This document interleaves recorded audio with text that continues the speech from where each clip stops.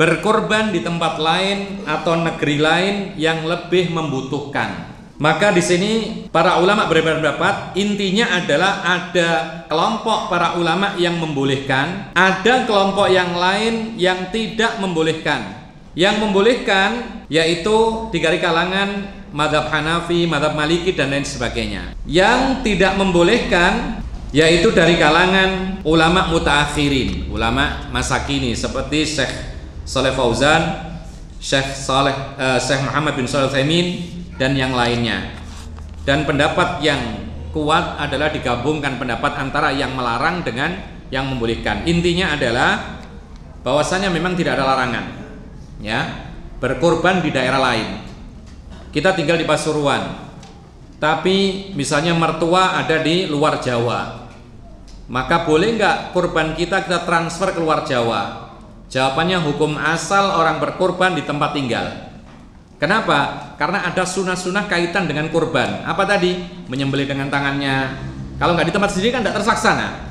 Kemudian memakan sebagian daging kurban tidak terlaksana kalau ditransfer ke tempat lain. Kemudian kalau ditransfer ke tempat lain, kadang-kadang di tempat sendiri sepi syiar kurban ini.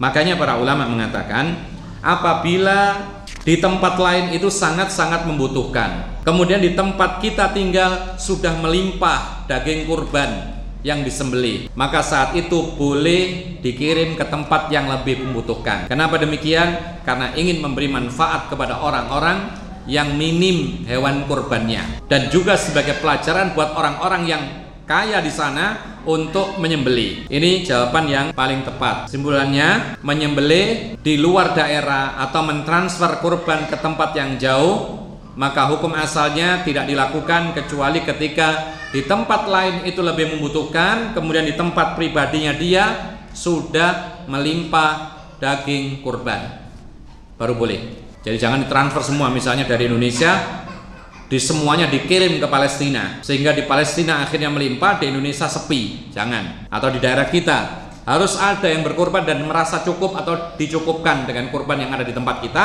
kemudian baru transfer ke tempat-tempat yang lain, pelosok-pelosok yang belum mengerti tentang kurban dan yang lain sebagainya.